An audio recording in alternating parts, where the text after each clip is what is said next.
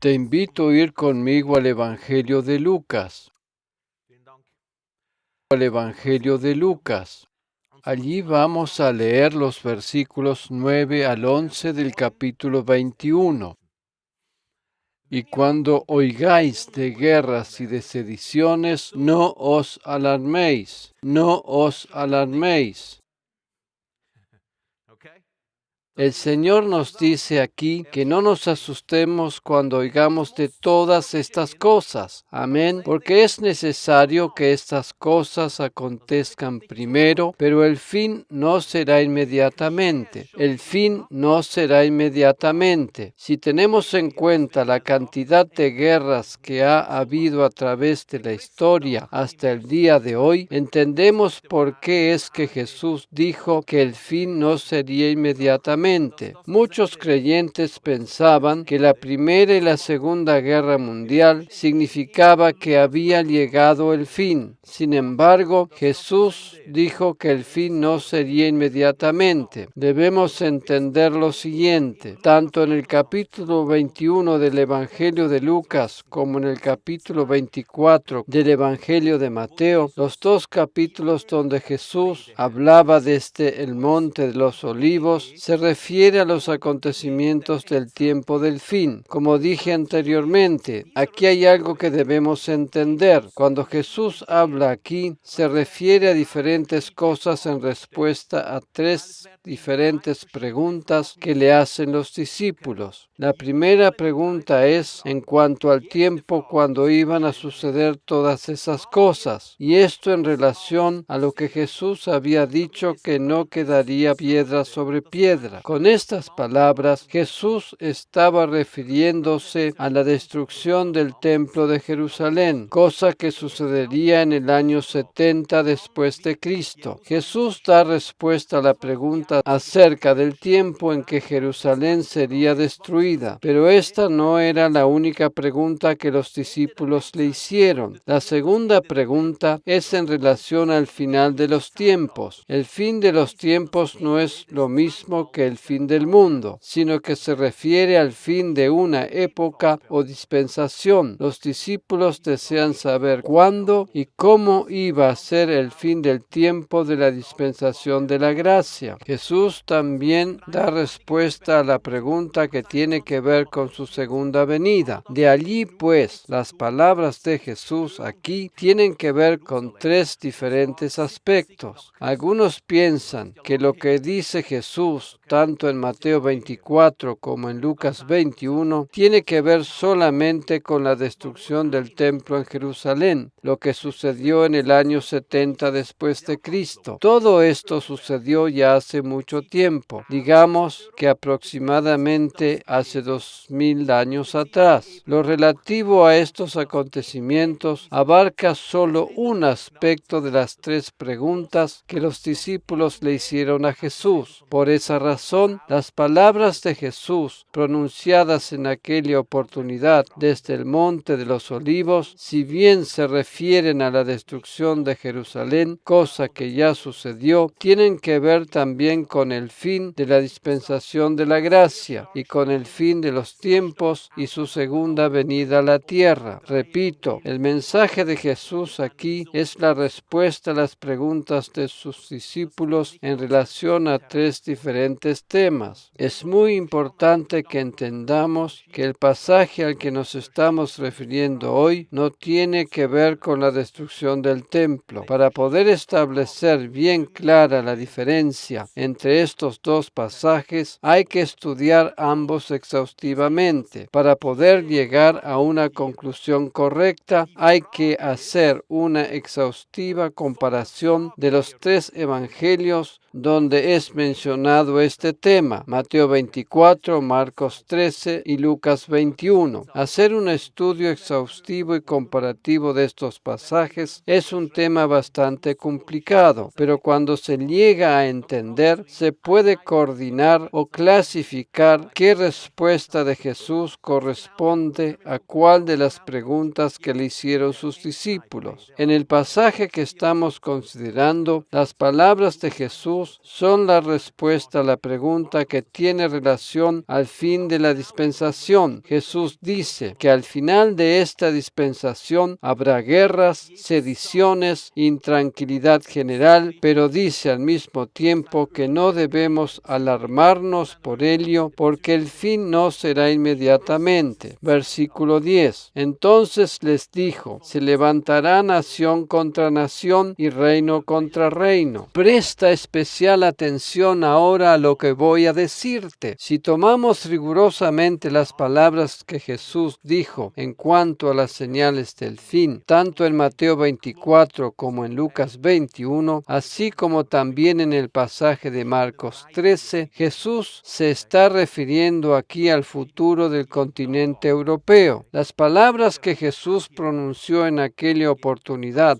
desde el Monte de los Olivos en relación al tema del fin del tiempo o dispensación se refieren directamente al futuro del continente europeo y no con el futuro del mundo en general. Jesús habla específicamente acerca del futuro de Europa. Si estudiamos detenidamente las profecías del libro de Daniel, encontraremos que allí se hace referencia clara a Europa y más exactamente al establecimiento y desarrollo del continente europeo que comenzó con el Imperio Romano y fue pasando por distintas épocas, reinos o gobiernos a través de la historia, incluyendo el reino alemán desde los años 1933 hasta 1945. Todos estos diferentes gobiernos que rigieron en Europa tuvieron su comienzo en el Imperio Romano. Habíamos leído en el versículo 12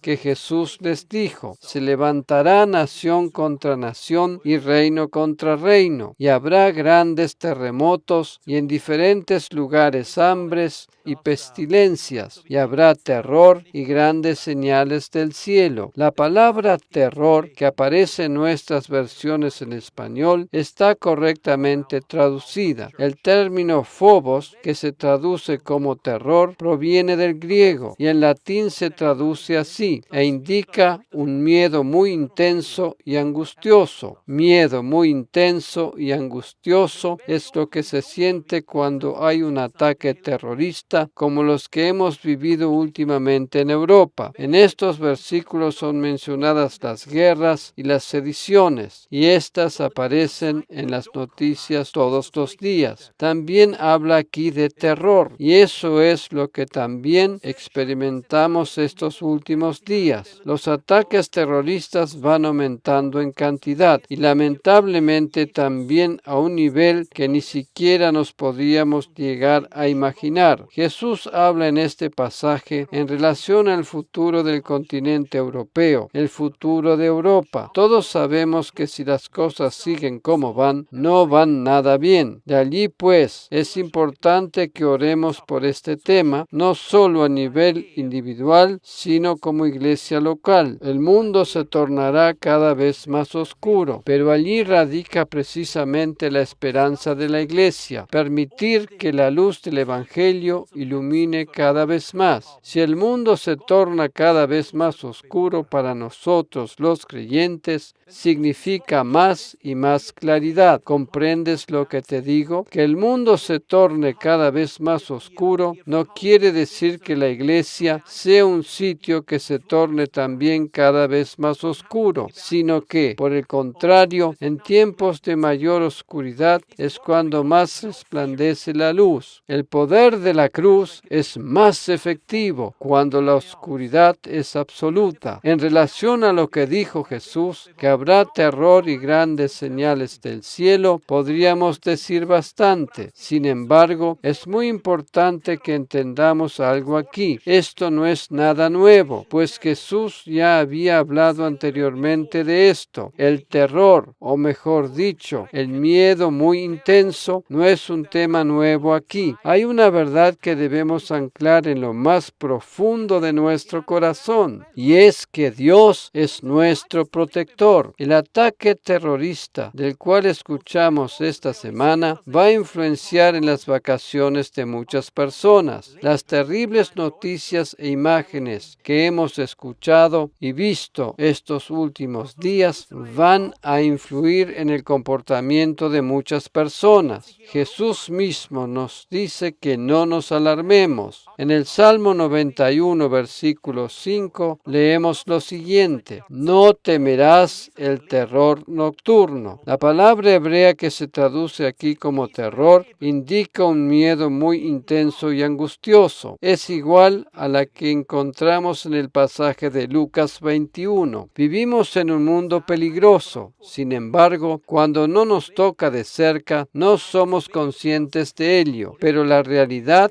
es que vivimos en un mundo extremadamente peligroso. Lo que en algunos países, como por ejemplo Israel, es la triste realidad cotidiana, empieza a infiltrarse de a poco en el continente europeo. Poco a poco comenzamos a escuchar de atentados terroristas por aquí y por allá. Lo que en Israel es casi una constante realidad cotidiana desde hace muchos años, comienza a manifestarse en el continente europeo. De allí, pues, nosotros los creyentes tenemos la responsabilidad de orar por los que nos gobiernan, y más exactamente para que aquellos políticos corruptos sean removidos de sus puestos y reemplazados por aquellos que están en el plan divino. Es muy importante que le pidamos al Señor que quite de sus puestos a los políticos corruptos y ponga a los correctos. El apóstol Pablo nos insta a orar por los que nos gobiernan y sobre todo a pedir por la paz, porque esa es la voluntad de Dios. Hay cosas en lo que al terrorismo se refiere que son tan complicadas y enmarañadas que se necesita la ayuda del servicio secreto para poder dilucidarlas. En esos casos solo ayuda el orar en lenguas. Para eso contamos con la ayuda del Espíritu Santo. Con la capacidad humana solamente no sabemos cómo orar correctamente, pero el Espíritu Santo intercede por nosotros con gemidos indecibles. Lo mejor que puedes hacer por tu país es orar en lenguas. Lo mismo vale para el continente europeo, orar en lenguas. Esto es lo mejor que podemos hacer. Nosotros no sabemos lo que sucede por detrás. Solo vemos las cosas superficialmente sin conocer realmente lo que está escondido detrás. Por eso es importante orar en lenguas. Cuando oramos en lenguas, siempre vamos a ganar. Amén. Los dos pasajes que leímos anteriormente nos instan a no tener temor. ¿Por qué no debemos atemorizarnos? Porque el Señor es nuestro Salvador. La palabra griega para expresar salvación es sozo. El primer significado es precisamente salvación de peligros físicos. Naturalmente que el término sozo significa salvación del alma o salvación espiritual e incluye la sanidad del cuerpo también, pero este es un segundo significado. En resumidas cuentas, la palabra sozo significa salvación en general, pero su primer significado es salvación de peligros físicos.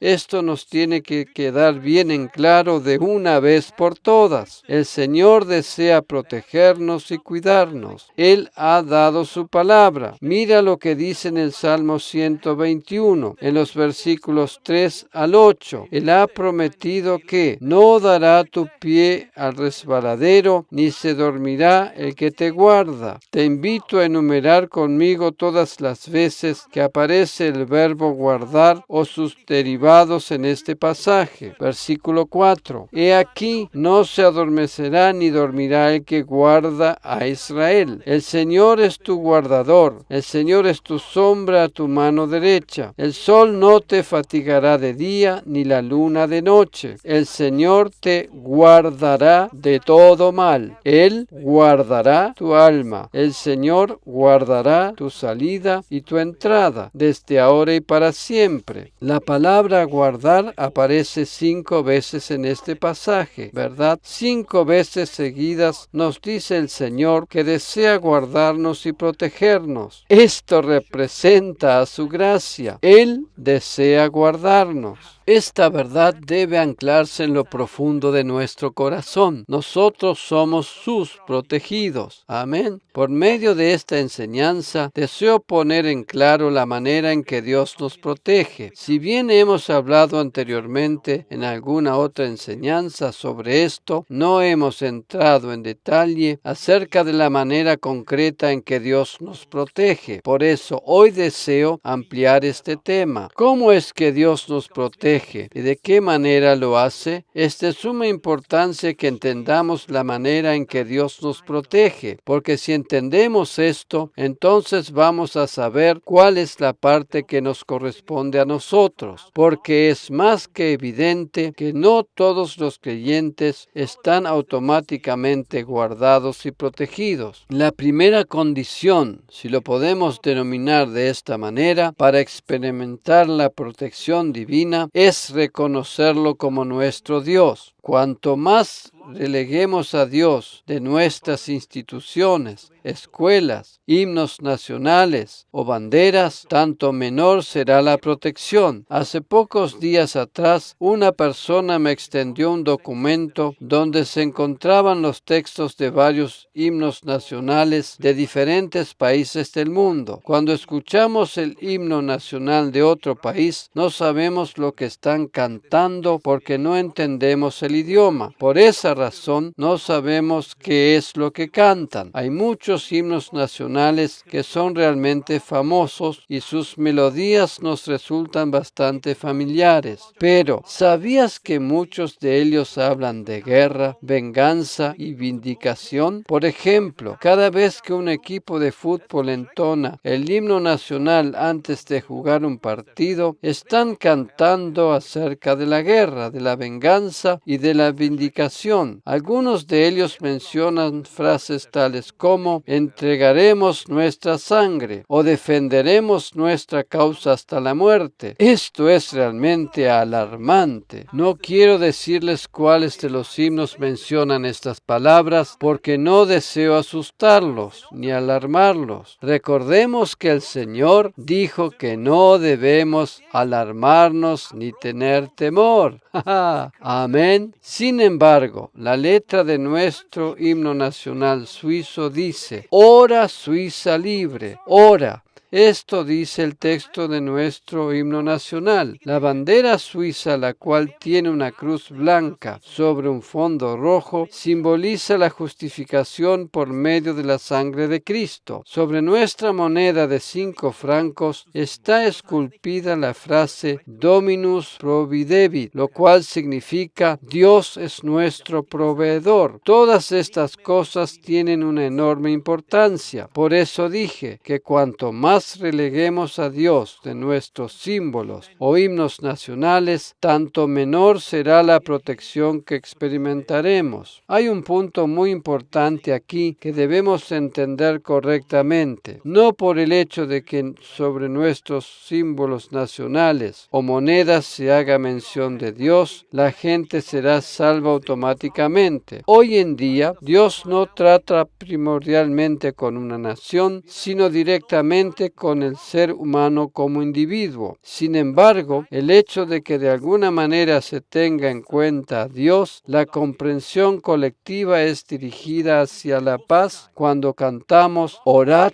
suizos libres, orad. Sería diferente si, por ejemplo, cantáramos que buscamos venganza a causa de la sangre derramada, ¿verdad? ¿Por qué hay países que son más violentos que otros? Porque se crece con una mentalidad de violencia y de venganza, que se fortalece con la letra de su himno nacional. Si se está cantando continuamente, por ejemplo, nos vengaremos de nuestros enemigos, ¿qué se puede esperar entonces? La letra del himno nacional tiene una influencia muy importante sobre la conciencia colectiva de los ciudadanos de dicho país. De esto se trata todo. ¿Cómo es la conciencia colectiva de la población? La letra del himno nacional de un país afecta de manera positiva o negativa la mente de sus ciudadanos. Si tienes dudas sobre lo que te estoy diciendo, puedes cerciorarte tú mismo buscando información al respecto y verás que tengo razón. Sin embargo, a pesar de todo, no te alarmes. El Señor mismo ha prometido cuidarnos y protegernos. Lo ha prometido en forma quíntuple. Esto es precisamente lo que debemos creer. La pregunta ahora sería, ¿puedes creer que Dios nos protege? Si tu respuesta es afirmativa, tienes que saber la manera en que lo hace. Hay dos formas básicas por medio de las cuales Dios nos hace efectiva su protección. Una manera es a través de los ángeles, y ten en cuenta que dije ángeles y no demonios. Repito, una de las maneras en que Dios nos cuida es por medio de los ángeles, y la otra es por medio de su guía. Dos maneras básicas por medio de las cuales Dios nos hace efectiva su protección: ángeles y guía. Estas son las dos maneras básicas por medio de las cuales Dios protege a sus hijos, por medio de ángeles y por su guía. Dios no desea que andemos a los tumbos en la oscuridad sin tener claridad o revelación. Ese nunca ha sido el propósito de Dios. ¿Sabes cuál es el principal problema que tiene nuestra sociedad actual? Nuestra sociedad posee información en lugar de revelación. Por medio de las redes sociales, todo el mundo está informado, todo el mundo está actualizado y al corriente de lo que sucede. Sin embargo, la información no es lo mismo que la revelación. Una cosa es información y la otra, completamente diferente, es revelación. Información y revelación son dos cosas completamente diferentes. El creyente no necesita tanta información, sino más revelación. Tú y yo necesitamos revelación en lugar de información. Amén. Necesitamos mucho más la revelación antes que la información. Hoy, mientras escuchas esta enseñanza, estás recibiendo revelación y no una mera información. Información es lo que sobra, ¿verdad? Todos los días, por medio de los medios de comunicación, recibimos información más que suficiente. Sin embargo, ahora estás recibiendo revelación.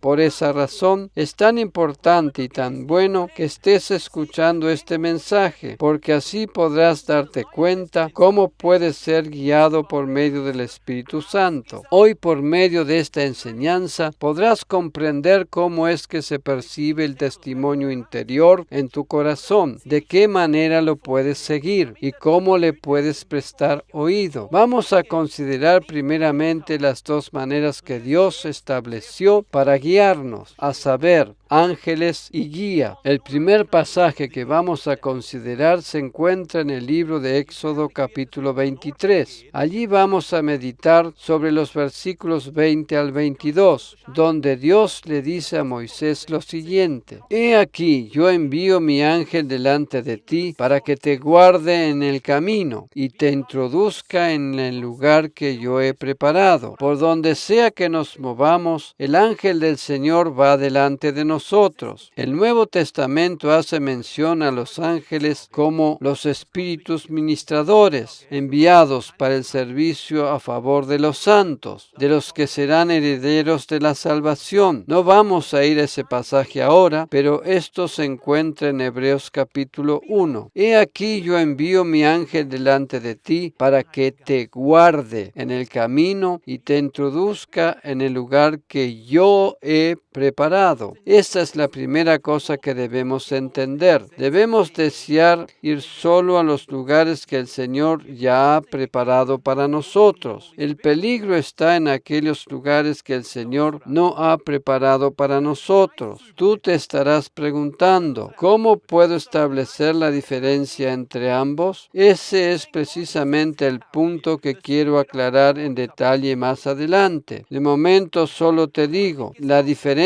la percibes percibes en tu corazón por medio del testimonio interior, y esto no es algo dificultoso. No es nada fácil percibir el testimonio interior. Presta atención a lo que te voy a decir ahora. Yo no te estoy diciendo que no vayas a tal o cual lugar. Yo no estoy diciendo que no hagas tal o cual cosa. Lo que yo sí te aconsejo es que simplemente te dejes guiar por el Espíritu Santo para saber a dónde tienes que ir y qué es lo que tienes que hacer. Nosotros, los pastores y líderes, no estamos para establecer reglas o reglamentos para que, por medio de ellos, los miembros de la iglesia sepan qué es lo que tienen que hacer. Nuestra función consiste en revelarles al Espíritu Santo quién es que los habrá de guiar a toda verdad. Esta es nuestra función. Jesús dijo, el Espíritu de Dios está sobre mí. Él no dijo que los 10 mandamientos estaban sobre él, sino que era el Espíritu de Dios que estaba sobre él y le ungía para el ministerio. La gracia siempre indica hacia la persona del Espíritu Santo. En Gálatas capítulo 5 dice que somos guiados por el Espíritu y no estamos bajo la ley. Si tú, por ejemplo, dices, esto no lo voy a hacer, o no voy a ir a aquel lugar, o tal cosa no es para mí, puede parecerle a alguien que estas son apreciaciones legalistas. Por el contrario, tú dices eso porque estás siendo guiado por el Espíritu Santo. Tú estás siendo guiado por el Espíritu Santo. Cuando tú percibes una cierta intranquilidad interior en relación a hacer una determinada acción o comportamiento, independientemente de que todos los demás lo hagan, puede parecer una actitud legalista. Sin embargo, tú sabes que estás siendo guiado por el Espíritu Santo. Si deseas resumir todo esto en una sola frase para que se quede grabada en tu memoria, sería revelación en lugar de información. La revelación es mejor que la información. En el versículo que acabamos de leer, vemos que Dios guía a los suyos por medio de sus ángeles. Guárdate delante de él, del ángel del Señor, y oyó su voz. No le seas rebelde. Por eso dije anteriormente que si somos guiados por el Espíritu de Dios, no estamos bajo la ley. De allí pues, obedezcamos a la voz del Espíritu. Presta atención a la guía del Espíritu Santo. Escucha su voz. Tú te preguntarás, ¿y cómo hago eso? Ahora te lo voy a explicar. Las últimas palabras del versículo que estamos leyendo dicen, porque mi nombre está en él. Dios está diciendo aquí que su nombre está en el ángel que estaba enviando. Esto es maravilloso. El ángel del Señor no es un ser emplumado que no tiene otra cosa que hacer más que acompañarte de aquí para allá. Dios nos asegura que su nombre está en él. Maravilloso. Pero si en verdad oyeres su voz e hicieres todo lo que yo te dijere, seré enemigo de tus enemigos y afligiré a los que te afligieren. Estos versículos nos muestran que Moisés era evidentemente guiado por Dios. Era evidente que Moisés tenía un ángel que le guiaba en su camino. A menudo la mención del ángel del Señor en el Antiguo Testamento se refiere a Jesús. El ángel del Señor era Jesús. De acuerdo a lo que vemos aquí, una de las maneras por medio de las cuales Dios nos guía es a través de los ángeles. Tú me puedes decir, bueno, pero ese pasaje pertenece al Antiguo Testamento. ¿Dónde dice algo así en el Nuevo Testamento? Vamos a ir entonces a Mateo capítulo 2 para ver cómo fue guiado Jesús, o más precisamente sus padres. En el versículo 13 leemos, después que partieron ellos, los magos, y he aquí un ángel del Señor apareció en sueños a José y dijo, levántate y toma al niño y a su madre y huye a Egipto y permanece allá hasta que yo te diga, porque acontecerá que Herodes buscará al niño para matarlo. Aquí vemos que precisamente Jesús y sus padres fueron guiados por Dios para ir, ni más ni menos, a Egipto. Esto parece paradójico, ¿verdad? Alguno diría hoy: ni se te ocurra ir a Egipto de vacaciones, es un lugar muy peligroso. No se trata de los peligros o la falta de ellos que puede haber aquí o allá, sino se trata de ser guiado por el Espíritu de Dios. Permite que Dios te guíe por medio del testimonio interior. Aquí dice que José y María debían huir hacia Egipto,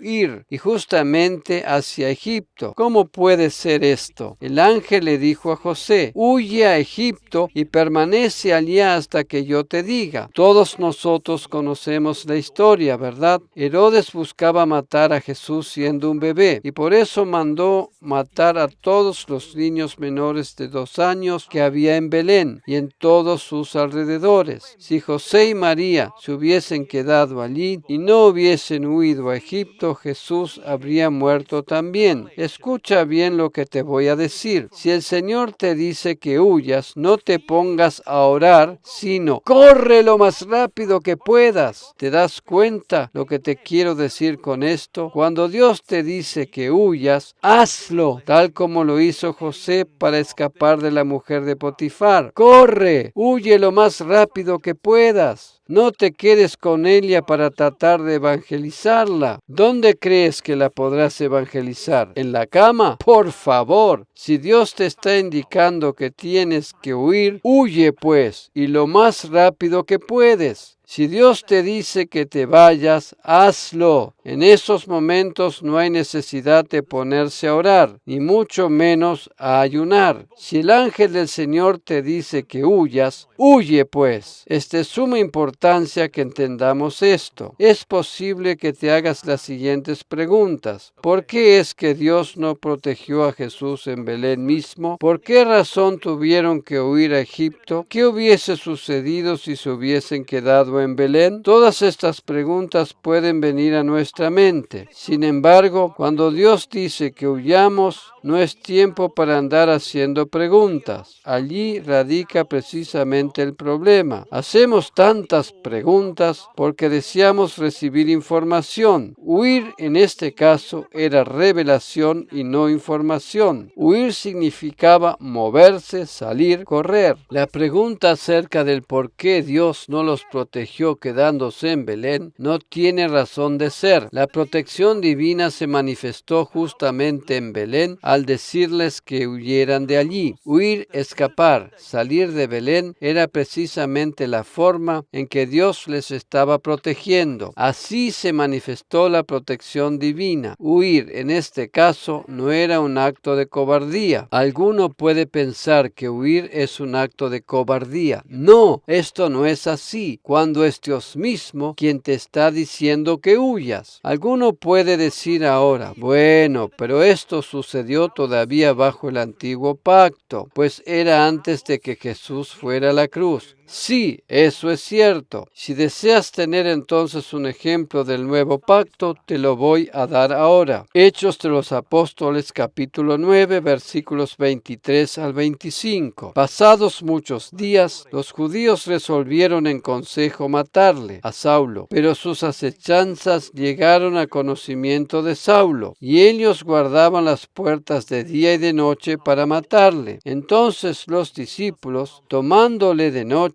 le bajaron por el muro, descolgándole en una canasta. ¿Qué es esto? Nada más ni menos que una huida. Aquí la protección divina se manifestó en forma de huida. ¿Qué pasó realmente aquí? La vida de Saulo fue protegida. Saulo, quien más tarde se convierte en el apóstol Pablo, pudo huir de la muerte gracias a la ayuda de los discípulos. Huir en este caso no es tampoco un acto de cobardía. cobardía. Cuando recibimos claras instrucciones del Señor, sea por medio del testimonio interior o por un ángel, que no debemos ir a tal o cual lugar, lo mejor que podemos hacer es obedecer incondicionalmente. Habíamos dicho que una de las maneras como el Señor nos guía es por medio de ángeles. Eso lo vemos en el ejemplo de Moisés y en el ejemplo de Jesús. En este último caso, la protección implica una huida. En el ejemplo de Pablo, la guía de Dios también implica una huida. Esa es la manera que Dios los guardó y protegió. Como dije anteriormente, huir en este caso no significa un acto de cobardía. Por otra parte, Dios no nos va a guiar en cada oportunidad por medio de un ángel. Quiero dejar bien claro esto. Si bien Dios puede utilizar un ángel o un sueño para guiarnos, estos dos métodos van a ser siempre la excepción y no la regla. Seguramente que tú no verás un ángel cada semana ni tendrás un sueño divino todas las noches. La manera principal en que Dios nos guía bajo el nuevo pacto de la gracia es por medio de su Espíritu Santo a través del testimonio interior. La palabra dice que todos aquellos que son guiados por el Espíritu de Dios son hijos e hijas de Dios. De allí pues, la manera principal en que Dios guía a sus hijos, independientemente de su edad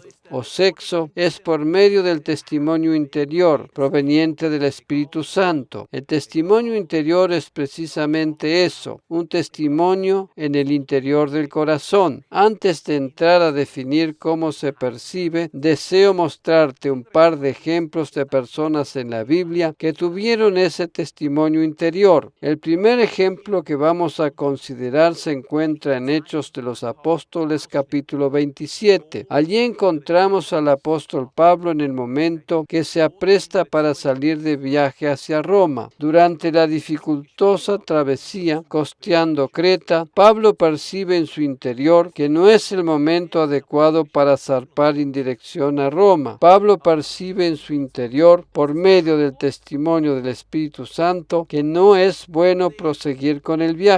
Si leemos la historia, vemos que el centurión, dando más crédito al piloto y al patrón de la nave y haciendo caso omiso a lo que Pablo decía, prosiguió con el viaje. Un poco más tarde, un viento huracanado da contra la nave, naufragan y después de varias peripecias aparecen a salvo en la isla de Malta. En el versículo 10 leemos lo siguiente: varones, veo que la navegación va a ser con perjuicio y con mucha pérdida. Pablo dice, yo veo. El significado más exacto aquí sería percibir. Lo que Pablo está queriendo decir, que él percibe o tiene la impresión de que deben detenerse. Él percibía algo en su interior y por eso les dijo, varones, veo, o sea, percibo que la navegación va a ser con perjuicio y mucha pérdida, no solo del cargamento y de la nave, sino también de nuestras personas. Pero el centurión daba más crédito al piloto y al patrón de la nave que a lo que Pablo decía. Así que siguieron navegando y no mucho tiempo después experimentaron un naufragio. A pesar del naufragio, pudieron salvar sus vidas, pues algo más tarde un ángel se le apareció a Pablo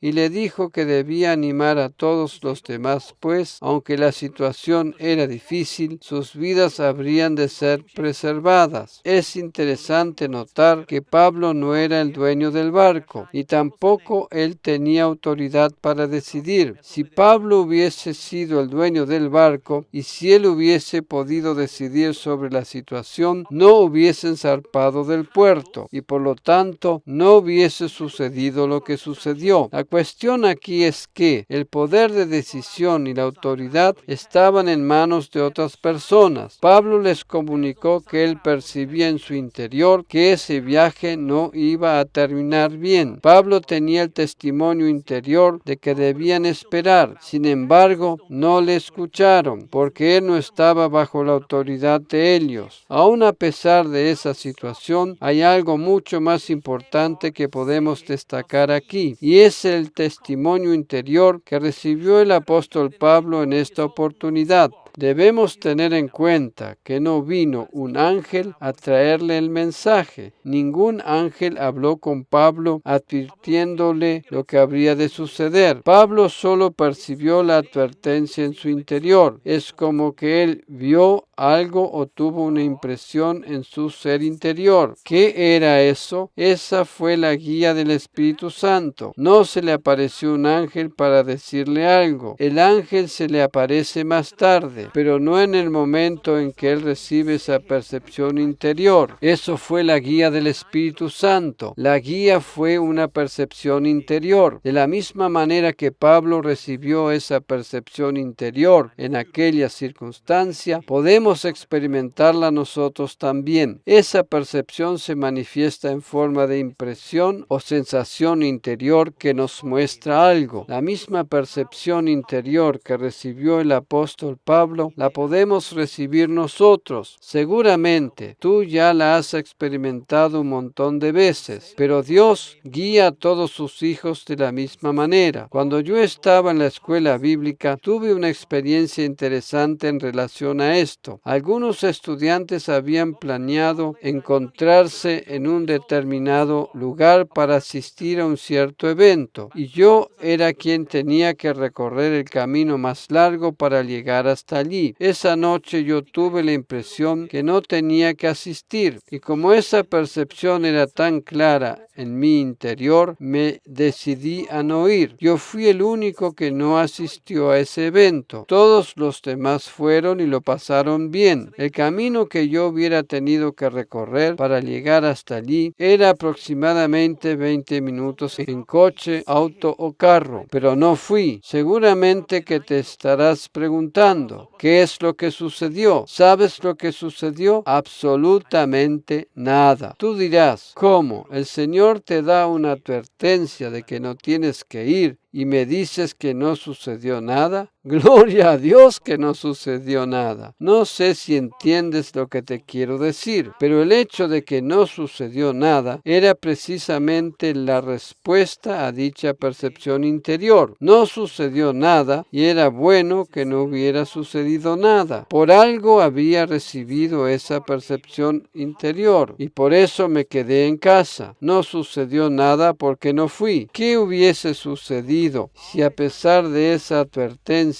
yo hubiese ido igual? La verdad es que no tengo la menor idea. Eso no es algo que me atañe a mí. No tenemos necesidad de saber todos los porqués. Como seres humanos siempre tendemos a querer saber todo y por eso nos hacemos un montón de interrogantes. No necesitamos información, sino revelación. La información es buena y naturalmente a veces viene bien, pero la revelación es mucho más importante. La información no necesariamente habrá de salvar una vida, sin embargo la revelación sí podrá hacerlo. Amén. ¿Qué hubiese sucedido si yo hubiese ido igual? No sé, no tengo la menor idea. No necesito saberlo tampoco. ¿Sabes cuál es uno de los testimonios más grandes que puedes dar en relación a este tema? Es poder decir que no te sucedió nada. Por el hecho de haber recibido una percepción interior, no te sucedió nada. Sin embargo, es imposible que con Dios no suceda nada. Dios seguramente ha impedido que te suceda algo malo. En mi enseñanza anterior yo había dicho que hay una cosa que es imposible con Dios y es que no suceda nada. Dios hace algo para impedir que nos suceda algo malo. Dios está haciendo algo y por eso no nos sucede nada. Pablo tuvo esa percepción interior en esa oportunidad y en Hechos de los Apóstoles capítulo 16 encontramos también otras circunstancias donde él fue guiado de la misma manera por el Espíritu Santo. Allí desde el versículo 6 leemos lo siguiente: y atravesando Frigia y la provincia provincia de Galacia, les fue prohibido por el Espíritu Santo hablar la palabra en Asia. Y cuando llegaron a Misia, intentaron ir a Bitinia, pero el Espíritu no se lo permitió. Y pasando junto a Misia, descendieron a Troas. Y se le mostró a Pablo una visión de noche. Un varón macedonio estaba en pie, rogándole y diciéndole: pasa a Macedonia y ayúdanos. Puedes ver aquí las dos formas en que Dios nos guía. Por un lado, Dios le habló a través de un sueño, así como en otra oportunidad lo hizo por medio de un ángel. Y por el otro lado, Dios le guió por medio de una percepción interior, pues el Espíritu Santo les prohibió o no les permitió ir a Bitinia y le guió en otra dirección. Esto es conocido teológicamente como el llamado macedónico, a causa de la visión del varón que le rogaba que pasase a Macedonia. Pablo fue entonces hacia allí. El Espíritu Santo le prohibió o no le permitió ir a Bitinia. Pero ¿cómo lo hizo? Naturalmente que el Espíritu Santo no se le apareció delante de Pablo y le dijo: detente aquí. Tampoco se le apareció un asno empacado para no permitirle avanzar, y mucho menos un ángel con una espada. ¿Cómo es entonces que le fue prohibido seguir en esa dirección? ¿Cómo es que el Espíritu Santo no le permitió ir hacia donde él pensaba? Pablo tuvo simplemente una percepción interior. Pablo conocía la forma en que el Espíritu Santo le guiaba. Él tuvo la impresión que no tenía que seguir en la dirección que iba, sino que tenía que cambiar el rumbo. Después de haber cambiado el rumbo, se dio cuenta que tampoco este era el correcto, así que volvió a cambiar hasta sentirse seguro. A veces tarda un poco hasta que sabemos que estamos en la dirección correcta, pero eso no es ningún problema. Esto está en orden. Pablo actuó de acuerdo a la percepción interior que recibía. Alabado sea el Señor. ¿Cómo es que nos protege Dios? ¿Cómo es que Dios nos protege del mal? ¿Cómo lo hace? Por medio de sus ángeles y por la percepción interior. Ahora necesitamos saber cómo es que se percibe esa guía interior, cómo se percibe esa impresión, esa percepción interior, tal como lo vimos en Hechos 27:10, cuando Pablo dice que veía o percibía, que tenía la impresión. ¿Cómo es que se siente? ¿Cómo se puede tener esa visión espiritual, la cual denominamos testimonio interior? Alabado sea el Señor. ¿Estás preparado para recibir la explicación? Hay 4 cosas que necesitas conocer para poder distinguir el testimonio interior. 4 cosas, ¿de acuerdo? Primero, el testimonio interior es como un sensor. Digamos que en nuestro interior poseemos un sensor completamente automático de extrema alta tecnología. Este sensor de alta tecnología no se puede comprar en ningún lado. Este sensor es tan extremadamente sofisticado que ningún ser humano podrá inventar todavía algo semejante. Sin embargo, ya existe y se manifiesta como un parecer. Veamos lo que dice en Lucas capítulo 1, versículos 1 al 3. Estas palabras las escribe el doctor Lucas, quien estaba escribiendo aquí la introducción al Evangelio de Lucas. Puesto que ya muchos han tratado de poner en orden la historia de las cosas que entre nosotros han sido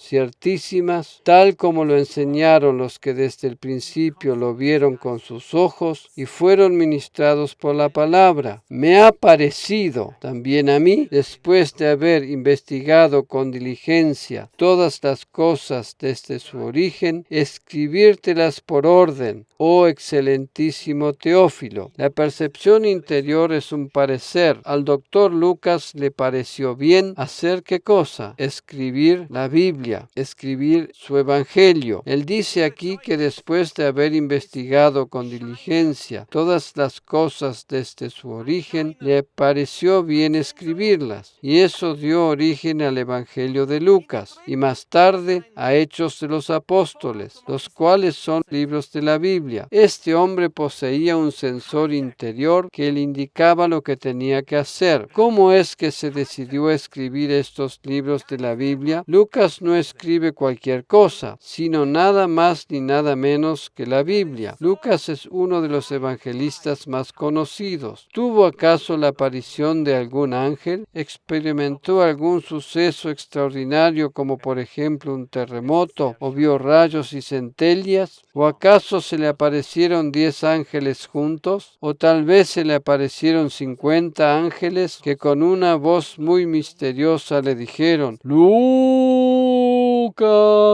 debes escribir un libro? Nada de eso. No, nada de eso. Simplemente le pareció bien hacerlo. Eso fue todo. Eso es precisamente lo asombroso. Eso fue todo. ¿Conoces la expresión "me parece bien"? Sí, lo voy a hacer porque me parece bien. El doctor Lucas escribió su evangelio simplemente porque le pareció que estaba bien hacerlo. Tremendo, ¿verdad? Él no necesitó ninguna otra indicación especial. Evidentemente, este parecer forma parte del testimonio interior. ¿Cómo se percibe el testimonio interior? A menudo se manifiesta simplemente como un buen parecer. Se tiene la sensación que está bien hacer esto o aquello. Lucas dijo: me pareció bien, alabado sea el Señor. Hay un segundo aspecto que identifica el testimonio interior. Yo estoy tratando de describir de alguna manera o de resumir de alguna forma cómo es que se percibe ese testimonio interior. Para algunos es como una impresión, para otros es como una voz interior y para otros es como una seguridad interior. Yo estoy tratando de explicar cómo es que lo podemos percibir, ¿de acuerdo? Para poder ilustrar el segundo aspecto vamos a ir al pasaje de 1 Pedro 3:4. El testimonio interior es percibido por algunas personas como una voz muy suave y apacible. Aquí leemos: sino el interno, el del corazón. Aquí se refiere a nuestro ser interior, al espíritu, en el incorruptible ornato de un espíritu afable y apacible que es de grande estima delante de Dios. Este espíritu afable y apacible, que en inglés se lo denomina voz suave y pequeña, es esa voz interior en nuestro corazón. Este es el testimonio interior. Dios nos guía por medio de esta suave voz interior. En nuestro interior percibimos una paz o gozo interior que nos entusiasma. Es esa voz suave y apacible que nos guía desde nuestro interior. Esa voz suave y apacible es el testimonio interior y es la forma en que Dios nos guía. Presta oído a lo que te dice la voz interior. Es posible que las mujeres tengan más sensibilidad que los hombres para percibirla. Sin embargo, trata de ejercitar tu oído espiritual para escuchar esa voz interior. El tercer aspecto es tal vez el más conocido. Pienso que la mayoría de los creyentes que tuviesen que describir la forma en que perciben el testimonio interior, lo harían en la manera como lo voy a describir a continuación. Presta atención. En 2 de Corintios 2, 12 y 13 leemos lo siguiente: cuando llegué a Troas para predicar el Evangelio de Cristo, aunque se me abrió puerta en el Señor, no tuve reposo en mi espíritu por no haber hallado a mi hermano Tito. Así, despidiéndome de ellos, partí para Macedonia. Aquí se percibe el testimonio interior como una cierta intranquilidad. Pablo dijo aquí que no tuvo reposo. ¿Dónde? En su ser interior, en su espíritu. Aquí notamos la diferencia entre alma y espíritu, entre los sentimientos del alma y el testimonio interior. El testimonio interior no es un sentimiento emocional. Aun a pesar de que lo describimos como un sentimiento, no es un sentimiento emocional o que proviene del alma. Aquí vemos la diferencia. Presta atención a lo que te voy a decir. ¿Cómo notamos la diferencia aquí? En que el apóstol Pablo tuvo que mencionar explícitamente que no tenía reposo en su espíritu, pues en su alma y en sus emociones estaba entusiasmado. entusiasmado. Pablo estaba precisamente entusiasmado porque se le había abierto una puerta en el Señor para predicar el Evangelio. Recordemos que Pablo fue el evangelista por excelencia. Todo lo que él deseaba era predicar el Evangelio. Bastaba con que se le presentara una oportunidad y allí estaba él. Él vivía para predicar el Evangelio. ¿Cuál es la diferencia aquí? Notemos que para poder establecer la diferencia, él tuvo que aclarar explícitamente que no tenía reposo en su espíritu. El espíritu no es el alma. El alma es el lugar donde están las emociones y los sentimientos. Por ejemplo, esos sentimientos de ira o ira que a veces experimentamos. A propósito, hace pocos días atrás el Señor me reveló algo en cuanto a la ira, y es que si aprendemos a canalizarla correctamente por las estructuras correctas, podemos sacar provecho de ella. Nunca deberíamos descargar nuestra ira sobre las personas, pero sí podemos y deberíamos descargarla sobre el diablo. Cuando el diablo ataca a nuestra familia, no vamos a pedirle de forma amable y respetuosa que se retire, por favor, sino por el contrario, descargamos toda nuestra ira sobre él para echarlo fuera inmediatamente. En las próximas semanas voy a referirme más en extenso a este tema. Por ahora es solo un anticipo. La ira no debería descargarse sobre las personas, sino contra los poderes diabólicos que actúen en ellas. Jesús también se airó en una oportunidad. Como dije, en otra oportunidad me voy a referir en extenso a este tema. En esta oportunidad, el apóstol Pablo estaba entusiasmado en cuanto a sus sentimientos. Él mismo nos dice la razón. Se le había abierto una puerta en el Señor para predicar el Evangelio de Cristo. Aquí está la clave. En el Señor no es lo mismo que de parte del Señor. Que se le hubiera abierto una puerta en el Señor no significaba automáticamente que estuviera dentro de su voluntad o que hubiese sido de parte del Señor. Yo recibo invitaciones permanentemente para predicar en diferentes lugares el domingo por la mañana. Si fuera por las invitaciones que recibo, tendría la oportunidad de compartir la palabra del Señor y más precisamente el Evangelio de la gracia en varios lugares del mundo. Sin embargo, todas esas puertas abiertas en el Señor no son necesariamente de parte del Señor. ¿Cómo se puede establecer la diferencia entre una cosa y la otra? Por medio del testimonio interior. Pablo no tuvo reposo en su espíritu, aun a pesar del entusiasmo en sus sentimientos. La puerta le había sido abierta, sin embargo, no era el plan de Dios que fuera allí en esa oportunidad. Él percibía una intranquilidad interior. Era algo diferente y raro tal vez de lo que él solía percibir cuando estaba dentro del plan de Dios. Es difícil tratar de explicar esta sensación con palabras. Lo mejor es que puedas hacer tu propia experiencia y entonces te darás cuenta de la diferencia. Creo que la mejor descripción sería sentir paz interior con respecto a lo que estamos por hacer. Si percibimos algún tipo de intranquilidad,